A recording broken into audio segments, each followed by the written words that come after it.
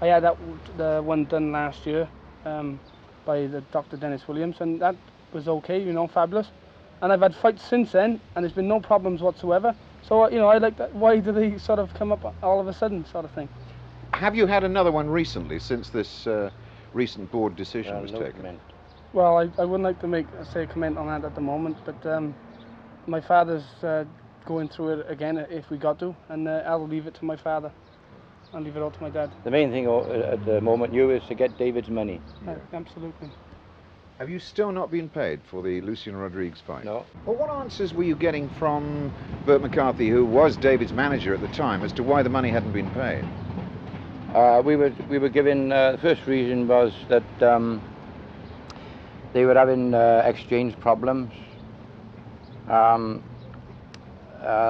other excuse was that they had had a new government in France, and they'd frozen all money leaving the country. But that's a load of codswell up as far as I'm concerned. A lot of fans in Wales are sure that it's because they want to try and get David out of the way to make room for Frank Bruno to get in. Do you feel that yourself? Absolutely. Because in the past we've given Frank Bruno every chance. As you know, we offered him 25,000 and up to the 40,000 side stake. If they offered the same Pearce as they did for him and what's his name, the blonde fella? Bugner. Joe Bugner. That's right. You've never ducked away from Bruno, David, have you? I have never ducked away from any fighter whatsoever in this country, or I wouldn't be afraid to duck away anybody in the world, because that's the way I am. I know my abilities, I know exactly what I can do, so if they want to fight me, then why don't they come and fight me? I mean, you got the talks of Bruno, you know, Bruno, that's all you hear. So I'm the champion, and I could say that, why doesn't Frank Bruno fight me? Why doesn't he fight me? Because he don't want to fight me. That's my opinion.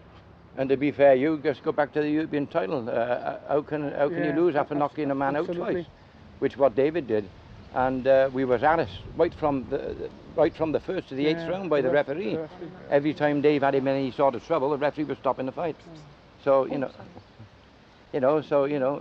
really speaking, David should have been the European champion. If that had been a London fight, then well, all hell would have broken loose. So now you've got one last fight, or an immediate, and the next fight is with the board itself on Wednesday. How do you think that's going to come out? Well, we don't know. You just have to wait and see what they do. That's right, yeah, because I can't see any problems whatsoever, because if there are problems, I mean, I've been boxing for a long time altogether. We're amateur and professional, so I can't see what's wrong. If there is, then I would know myself. Personally, I know myself. My father would know.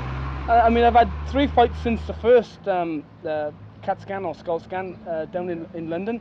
I've had 3 fights since then, and I've had no problems whatsoever. I've never been knocked out, all right? I've been put down once in my whole career.